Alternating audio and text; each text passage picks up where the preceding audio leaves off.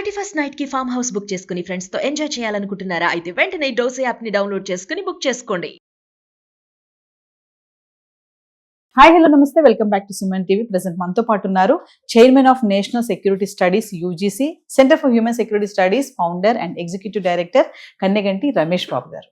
నమస్తే సార్. నమస్తే నవీన గారు. సార్, రీసెంట్ గా ఇప్పుడు F1 వీసా గురించి మనం గతంలో వీడియోలు మాట్లాడుకున్నాం చాలా వరకు. ఏంటంటే F1 వీసా పైన ఎవరైతే స్టూడెంట్స్ వస్తున్నారో చదువుకోవాలి, వెళ్ళిపోవాలి, ఇక్కడ సెటిల్ అవ్వాలనే ఆలోచన ఇంకా పెట్టుకోవద్దని చెప్పేసి ట్రంప్ చెప్పడం జరిగింది. ఆ మేరకు కూడా చాలా మంది ఆగిపోయారు కూడా.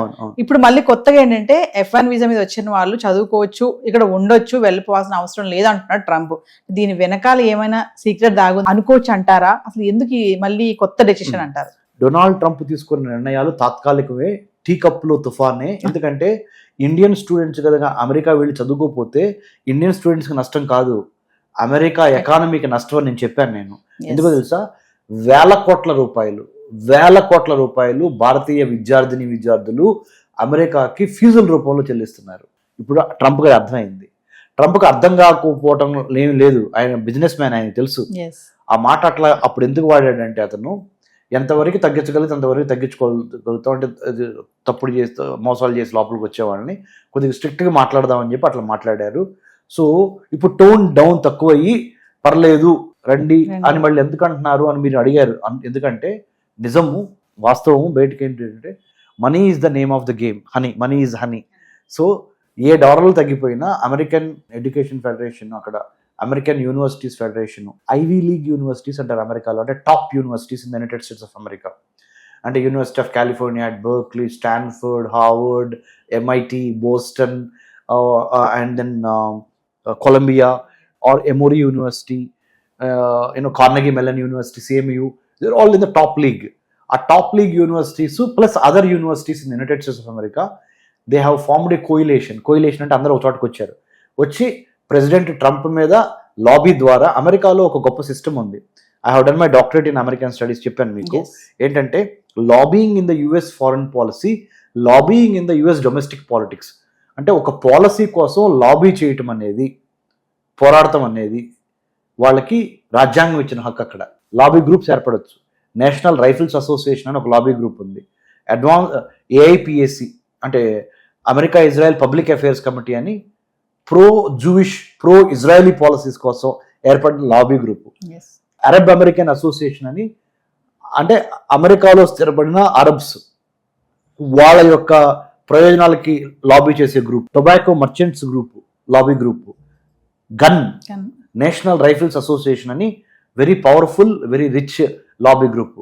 అంటే ఏం చెప్పదలుచుకున్నానంటే మీకు ఈ వీడియో ద్వారా మన తెలుగు ప్రేక్షకులకి, అమెరికాలో ఉన్న విద్యా సంస్థలు లాబీ చేసి ప్రెసిడెంట్ ట్రంప్కి చెప్పింది ఏంటంటే, మీరు దయచేసి మీ ఇష్టం వచ్చినట్టు మాట్లాడి మా పొట్టగొట్టద్దు, ఎన్నో కోట్ల రూపాయలు ఖర్చులు పెట్టి మేము ఇన్ఫ్రాస్ట్రక్చర్ డెవలప్ చేసి ఇక్కడ యూనివర్సిటీ సిస్టమ్స్ ఏర్పాటు చేశాము.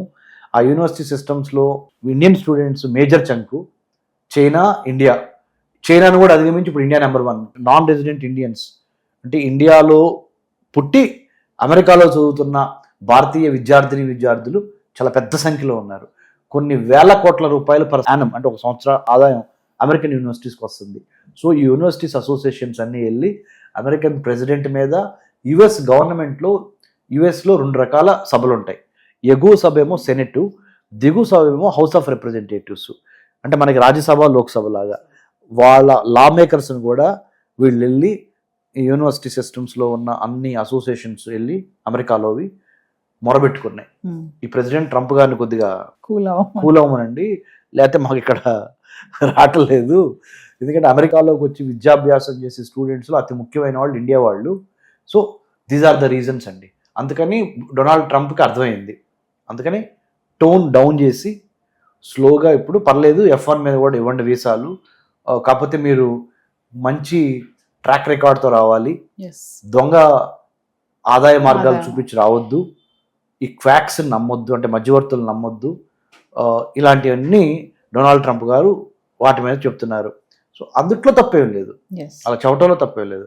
తప్పేడలో ఎక్కడ వస్తుందంటే జాతి వివక్షత కానీ లేదా ప్రాంత వివక్షత కానీ, అంటే territorial discrimination based on territory or country, discrimination based on color, మన స్కిన్ కలర్ని బట్టి, డిస్క్రిమినేషన్ బేస్డ్ ఆన్ రిలీజియన్, ఇవి లేకుండా ఓన్లీ మెరిట్ ప్రకారం మీరు వచ్చి చదువుకుంటానంటే మాకేం ప్రాబ్లం లేదు అనే విధంగా అతను మాట్లాడుతున్నాడు ఇప్పుడు. Yes. So I think Donald Trump గారికి అర్థమైంది ఏంటంటే America, let's make America great again అనే నినాదం కదా. మరి అమెరికాని గ్రేట్ చేయాలంటే అర్థం ఏంటి? అమెరికాకి డబ్బులు రావాలి.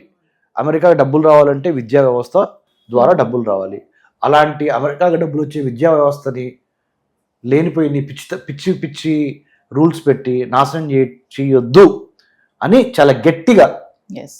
అమెరికాలో ఉన్న సెనెట్కి, హౌస్ ఆఫ్ రిప్రజెంటేటివ్స్కి, American Universities Association, American secondary higher education institutes and associations have come together and lobbied and conveyed in a very strong sense message to United States of American president not to meddle in these kind of issues and then not to impose too many sanctions.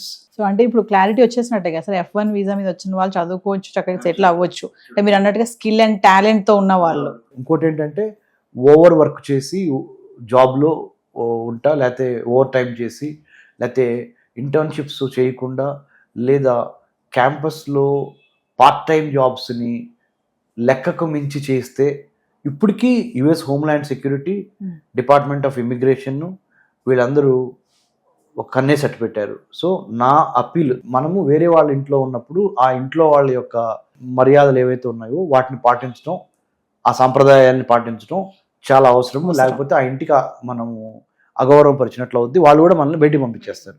So దయచేసి Indian students కూడా అమెరికాలో మీరు only గెస్ట్స్గా వెళ్ళారు, అంటే అతిథులుగా వెళ్ళారు కాబట్టి ఆ దేశం యొక్క సాంప్రదాయాలు, చట్టం ఏంటి, రాజకీయం ఏంటి, అక్కడ ఉన్న కల్చర్ ఏంటి, అక్కడ ఉన్న వర్క్ ఎథిక్స్ ఏంటి, దానికి అనుగుణంగానే పని చేయవలసిందిగా నేను కోరుతున్నాను. Thank you sir. Thank you Naveen గారు.